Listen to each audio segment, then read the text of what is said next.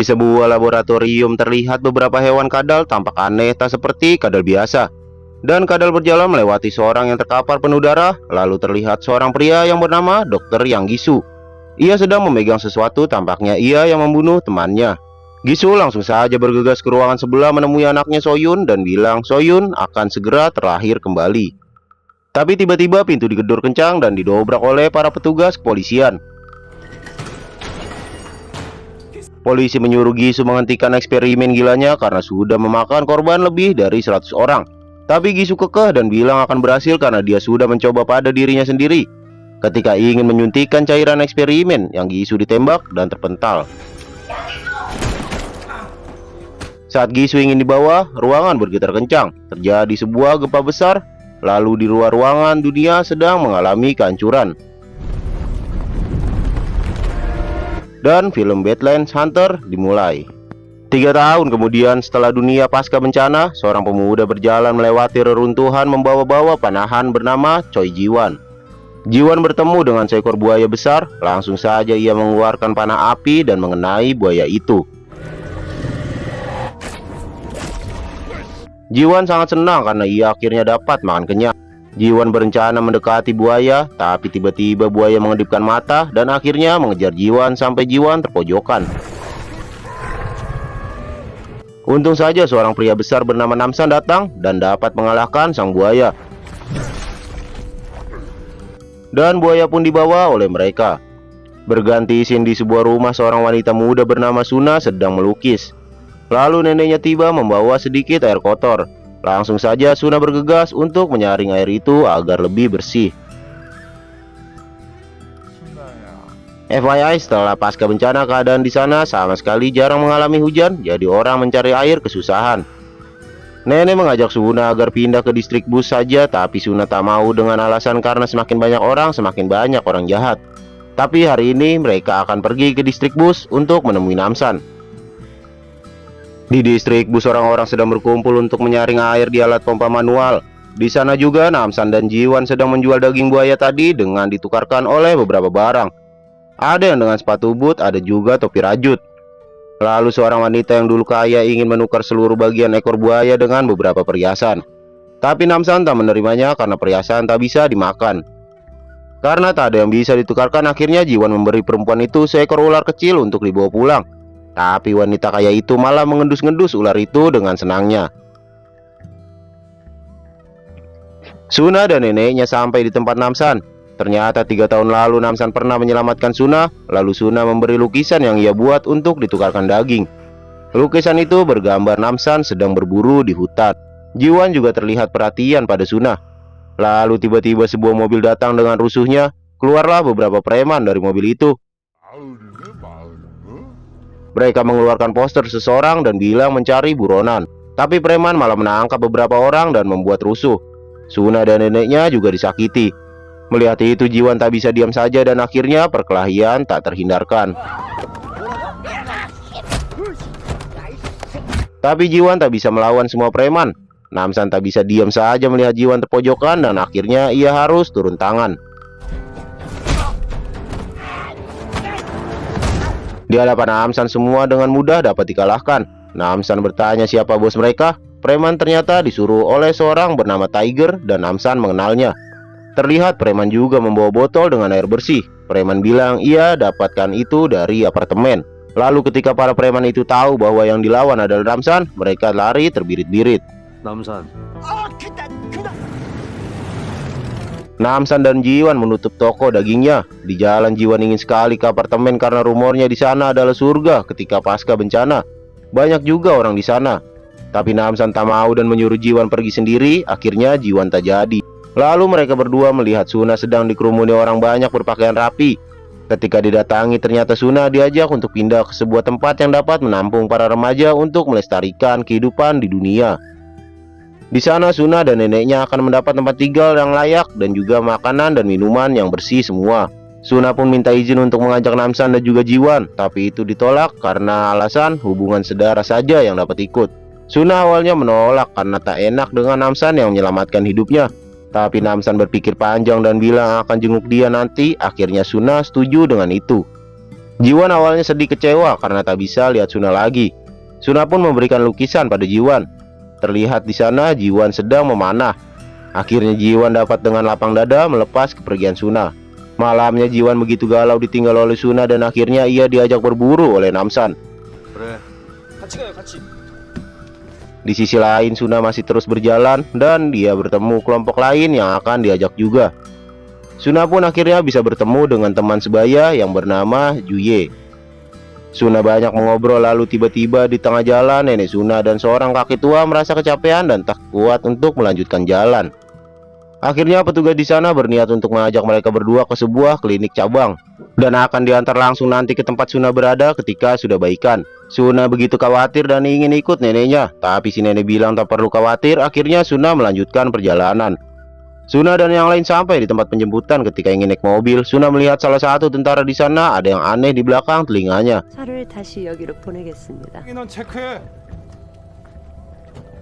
Beralih ke nenek Suna, ia dan Pak Tua sampai di reruntuhan. Nenek bertanya di mana kliniknya, tapi mereka berdua malah ditusuk oleh para petugas di sana. Ketika ingin dibuang ke bawah tebing, Jiwan yang berburu melihat itu dan langsung berteriak. Namsan juga langsung saja melempar goloknya dan menancap di salah satu petugas dan petugas satunya ditusuk juga. Namsan berpikir semua sudah aman, tapi tiba-tiba kedua petugas itu hidup lagi. Akhirnya mereka 1 lawan 1. Jiwan berhasil menjebak musuhnya dengan perangkap binatang yang ia siapkan untuk berburu. Tapi petugas itu memotong kakinya sendiri untuk melepaskan diri. Tanpa merasa kesakitan, begitu juga Namsan, ia terus menusuk dan memojokkan petugas, tapi itu tak mempan sama sekali. Akhirnya jiwa yang terpojokan ditolong oleh seorang perempuan. Dipenggal kepala petugas itu, baru ia tak bisa bergerak lagi dan tewas beneran. Namsan ingin bertanya banyak pada perempuan itu, tapi ia memutuskan untuk mengurus mayat nenek terlebih dahulu. Setelah menguburkan nenek, Namsan bertemu lagi dengan perempuan tadi yang bernama Le Unho. Unho bilang ia memang sedang mencari Namsan untuk meminta bantuan. Mulailah bercerita. Unho dulu adalah sersan, dan ia yang sedang berpatroli dengan heli menemukan sebuah apartemen yang masih kokoh berdiri. Unho memutuskan membangun markas di sana dengan beberapa prajurit tersisa dan juga warga yang selamat. Suatu hari seorang dokter bernama Yang Gisu tiba di sana. Awalnya semua baik-baik saja sampai ketika para anak remaja dibawa oleh dirinya dan tak pulang-pulang. Unho menanyakan itu langsung dan terkuaklah Gisu melakukan eksperimen pada anak-anak remaja agar dapat hidup lama. Ternyata Sesankon dan juga teman-teman Unho juga sudah tahu semua. Akhirnya Unho yang merasa perbuatan Gisu adalah al-gila memutuskan melawan dan kabur dari sana.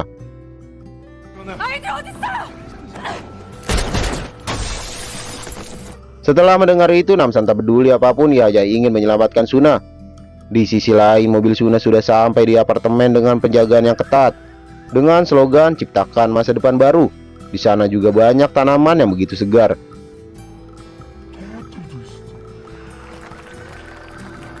Dan keluarlah Yang Gisu, menyambut warga baru. Ia memperkenalkan diri sebagai penanggung jawab apartemen ini.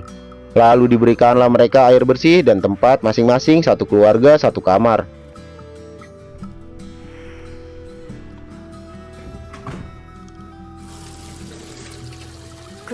Kembali ke Namsan, ia terus mendengarkan cerita Unho dan akan membuat rencana sebelum menyelamatkan Suna.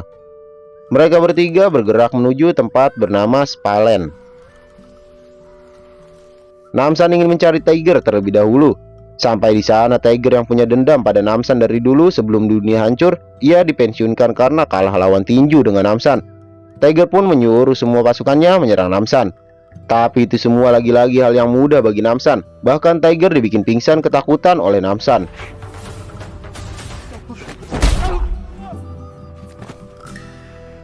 Di apartemen, Suna terus menanyakan tentang neneknya yang belum juga datang. Guru menjelaskan bahwa dia akan sampai nanti malam. Lalu Yang Gisu keluar mengumumkan peringkat para siswa. Jika dapat peringkat pertama, keluarga siswa akan dapat kompensasi kerja dan tiket makan gratis, lalu tinggal di kamar yang lebih mewah. Ayah dan ibu Juye yang mendengar itu sangat antusias dan menyuruh Juye agar giat belajar. Setelah pidato selesai, guru mengajak para murid untuk naik ke lantai 8 dan mengucap perpisahan pada keluarganya karena mereka akan tinggal berpisah. Suna awalnya tak mau karena neneknya tak ada. Guru bilang keluarga bisa jenguk jika izin. Akhirnya Suna nurut saja. Dan para orang tua yang ditinggal diajak ke lantai basement. Mereka akan bekerja menyaring air kotor menjadi bersih agar bisa dapat diminum. Kembali ke Namsan, ia mencari tahu lebih tentang apartemen. Bagaimana Tiger bisa mendapatkan senjata, air, dan juga makanan. Jika jawaban tak memuaskan, akan disiksa terus oleh Namsan, dipukul hingga pingsan, dan ketika sadar ditanyakan lagi. Akhirnya Tiger yang ketakutan memberitahukan semua. Air bersih semua telah dimonopoli oleh apartemen, dan jika ingin masuk ke sana mereka harus dapat bertukar tawanan, yaitu anak-anak remaja. Dan waktu penukaran juga sudah ditentukan. Kembali ke apart, Sersan Kwon terlihat memakan tikus putih hidup-hidup dengan biasa saja. Lalu Yang Gisu juga menyuntikkan cairan aneh pada tikus-tikus yang akan dimakan para tentara. Suna dan Juye dibawa ke kelas. Juye begitu riang dan antusias. Berbeda dengan Suna, ia tampak melihat ada yang aneh. Para murid di sana begitu muram dan tak bertenaga. Ketika duduk di belakang para murid terlihat juga sama semuanya terluka. Juye bilang ia akan membantu dokter Yang Gisu akan risetnya. Lalu diberikanlah anak-anak makanan dan minuman. Suna lagi-lagi memperhatikan air itu dan tak meminumnya. Tak lama Yang Gisu datang. Ia diberitahu oleh Guru Kim bahwa Juye ingin sekali membantu Gisu melakukan riset. Gisu sangat senang mendengar dan menyuruh agar Guru Kim mengantar Juye ke labnya nanti malam. Di situasi itu Suna bertanya pada Gisu tentang neneknya. Akhirnya diberitahukan bahwa nenek Suna sakit parah dan harus dirawat 2-3 hari.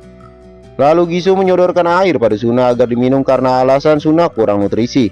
Suna pun berpura-pura mengambil air itu, tapi ketika Gisu dan Guru Kim berbalik, Suna tak jadi meminumnya.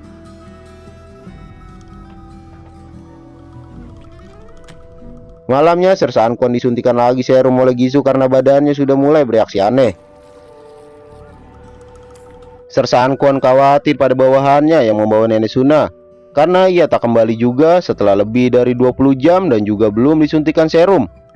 Sersan Kwon pun meminta serum agar dapat dipegang oleh para tentara sendiri-sendiri, tapi itu ditolak oleh Gisu karena alasan efek samping yang belum diketahui, dan menyuruh Sersan untuk bersabar sebentar lagi sampai serumnya sudah benar-benar selesai. Lalu ketika semua tertidur, Suna mencoba untuk kabur. Di basement, ibu dan ayah Juye meminta izin bertemu dengan Juye karena shift kerja ia sudah selesai. Tapi tentara yang berjaga di sana bingung dan bilang tak ada yang seperti itu. Lantai 8 tak akan bisa sembarangan dimasuki orang-orang. Orang tua Juye pun tetap kekeh untuk bertemu anaknya. Akhirnya karena banyak orang tua yang melihat itu takut menjadi ramai, Dokter Gisu pun dipanggil ke sana. Suna melihat Yang Gisu pergi ke basement. Ia tak jadi pergi dan malahan ke ruang pribadi Gisu. Di sisi lain, tim Namsan pun sedang menuju ke apartemen. Gisu sampai di basement, ia mencoba menenangkan orang tua Juye dengan bilang Juye tak apa-apa. Tapi karena mereka terus memaksa untuk bertemu putrinya, Gisu pun membawa mereka berdua ke lab agar melihat sendiri keadaan anaknya. Di ruangan Gisu, Suna melihat buku catatan eksperimen tentang mereplika DNA reptil ke tubuh manusia. Dan Suna ketakutan ketika melihat artikel para anak-anak yang tewas atas kegilaan eksperimen Yang Gisu.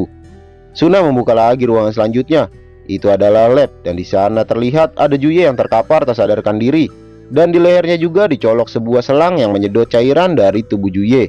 Tapi Gisu tiba-tiba datang bersama kedua orang tua Juye, jadi membuat Suna harus bersembunyi. Orang tua Juye kaget melihat anaknya seperti itu, dan Gisu menjelaskan bahwa Juye tak apa-apa. Ia punya sesuatu yang spesial di tubuhnya, jadi kita akan cerna. Dan Gisu melihatkan sesuatu yang di belakang lemari pada orang tua Juye. Terlihatlah di sebuah kotak kepala manusia dengan jantung berdetak, dan itu adalah Soyun yang diselamatkan Gisu ketika gempa besar. Melihat itu, orang tua Juye panik dan memegang tubuh Juye untuk dibangunkan. Tapi bukannya sadar tubuh Juye yang sedang tahap pengambilan cairan tak bisa menahan goncangan, akhirnya ia kejang dan meninggal.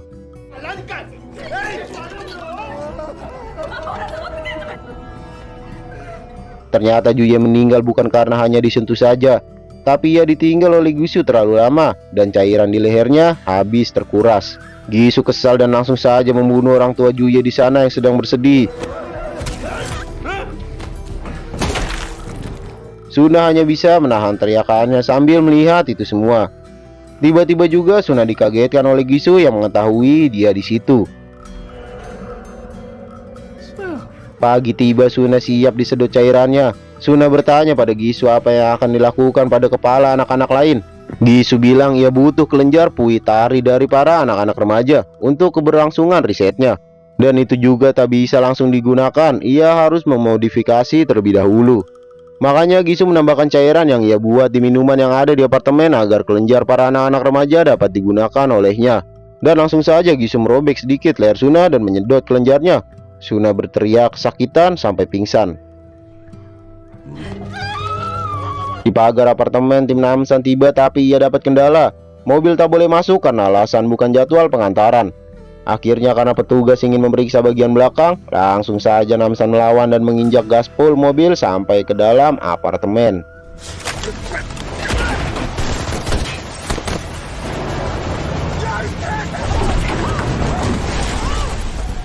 Dan perang pun pecah tak terelakkan. Setelah selesai di lobi, mereka mengikuti Eunho untuk melepas teman-temannya terlebih dahulu agar dapat bala bantuan. Eunho melihat sel penuh dengan tentara, dibuka saja langsung sel itu. Tapi harapan mereka dapat bantuan sirna sudah. Teman-teman Eunho sudah berubah menjadi monster reptil.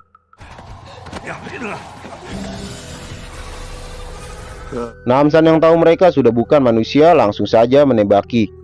Eunho masih shock dan tak percaya. Ketika Jiwon terpojokan menyuruhnya sadar, Eunho pun ikut melawan teman-temannya. Setelah mereka selesai menghabisi zombie reptil, tiba-tiba ada pengumuman di apart. Itu adalah Gisu yang berbicara. Dia sudah tahu kelompok Namsan tiba untuk menjemput Suna. Gisu mengumumkan ada penyusup dan menyuruh warga lainnya agar tetap di kamar. Lalu Gisu bilang pada tim Namsan mereka akan diberi kesempatan agar pergi dari apart segera atau mereka tak selamat. Namsan pun angkat bicara, dia akan pergi jika sudah membawa Suna. Namsan hampir kehabisan peluru, tapi dengan insting pemburu, akhirnya satu pasukan pun dibuat tumbang begitu saja. Dapatlah mereka amunisi lagi dari para tentara yang tewas. Karena tentara makin banyak yang berdatangan, Namsan menyuruh Eunho dan Jiwon mencari Suna. Dia yang akan menahan para tentara. Shotgun pun habis peluru. Dengan golok kesayangannya, Namsan melawan satu kelompok pasukan tentara reptil, dan ia dapat mengalahkan mereka semua dengan mengincar kepala.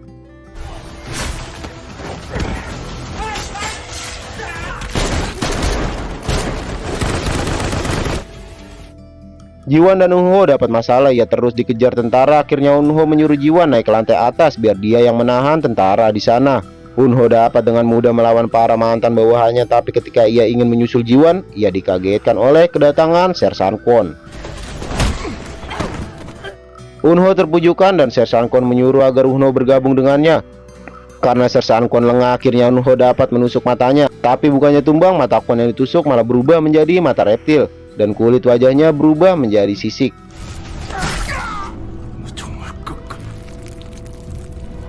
Karena kesal, Kwon pun akhirnya menggila dan menyerang Eunho sampai kalah. Di sisi lain, Jiwon sampai di lantai 8 dan ia langsung saja menobrak kelas Guru Kim dan dihancurkan kepala tentara yang berjaga di sana di depan para murid-murid lainnya. Tapi tak ada reaksi sama sekali dari para anak-anak remaja. Hanya Guru Kim saja yang histeris ketakutan melihat itu. Langsung saja Jiwon mengancam Guru Kim untuk mengantarnya ke tempat Suna, lalu menyuruh anak-anak segera pergi ke bawah menemui orang tua mereka. Saat keluar kelas, Jiwon bertemu Kwon. Jiwon mengancam menembak Guru Kim jika Kwon maju, tapi Kwon tak peduli, malah bilang Guru Kim tak begitu berguna juga. Untung saja Namsan datang di waktu yang tepat dan dia menyuruh agar Jiwon terus lanjut saja biar Namsan yang menahan Kwon di sana. Di lab, Gisu berhasil mengambil cairan Suna dan langsung disuntikan pada dirinya. Suna juga tersadar dengan lemas. Ia bilang Gisu adalah monster gila dan putrinya juga tak akan bahagia jika hidup lagi dengan cara seperti ini. Gisu kesal karena Suna terus saja mengoceh. Ketika Gisu mendekati Suna berniat ingin membuat Suna diam, ia merasa ada yang aneh pada dirinya. Suna lanjut saja ceramah. Ia bilang pada Gisu bahwa air yang selalu ia berikan tak sedikit pun diminumnya. Jadi tubuh Suna sama sekali belum dimodifikasi. Gisu pergi ke kaca dan dilihat belakang kupingnya mulai tumbuh daging. Ia pun juga muntah cairan kuning. Nah, yang belum tahu nih ya, reptil tuh biasanya mengeluarkan cairan kuning ketika mereka terinfeksi. Gisu mengambil Carter dan mendekati Suna. Untung saja Jiwan datang dan mengancamnya dengan senjata. Di situ Gisu juga mengancam akan merobek leher Suna jika Jiwan macam-macam. Ketika Jiwan teralihkan sebentar, ia diserang oleh tentara dari belakang dan terpojokan. Untung saja Jiwan tak jadi ditembak karena Gisu yang panik menyuruh agar tentara dan guru Kim segera menyelamatkan Soyun terlebih dahulu.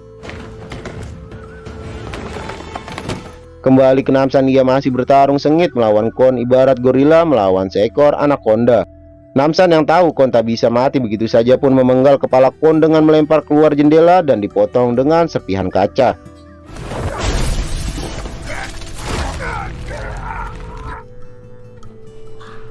Kembali ke lab, Gisu dan bawahannya bersiap pergi, tapi Namsan sudah tiba di sana dan menembaki mereka. Guru Kim meminta tolong karena terkena tembakan Namsan, tapi bukannya menolong, Gisu malah melempar bom ke arahnya. Jiwan yang melihat itu langsung saja membalikkan tempat Suna terbaring dan bom pun meledak. Namsan langsung mencari mereka berdua untuk saja mereka selamat masih hidup. Di bawah, Gisu ingin pergi meninggalkan Apar, tapi ia dihadang para warga yang sedang reuni dengan anak-anaknya di sana dan bertanya ada apa sebenarnya. Warga kaget melihat wajah Gisu berubah aneh dan malah tiba-tiba mengeroyok dan memukuli Gisu. Gisu yang kesal mengambil senjata dan menembak membabi buta sampai Gisu tak sadar bahwa tembakannya mengenai koper anaknya.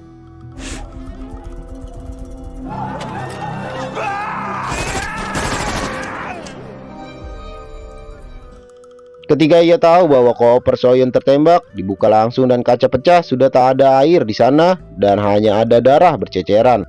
Gisu begitu sedih dan frustasi dan berjanji akan menyelamatkan Soyun lagi. Gisu pun muntah lagi cairan kuning dan kali ini tubuhnya makin banyak yang berubah. Namsan pun tiba, tapi Gisu tak mau didekati dan menembak membabi buta. Sampai akhirnya Suna tiba juga di sana dan bilang bahwa Gisu telah gagal menjadi penyelamat bahkan untuk putrinya sendiri. Saat teralihkan sebentar dengan kata-kata Suna, Namsan langsung saja menembak Gisu sampai tewas.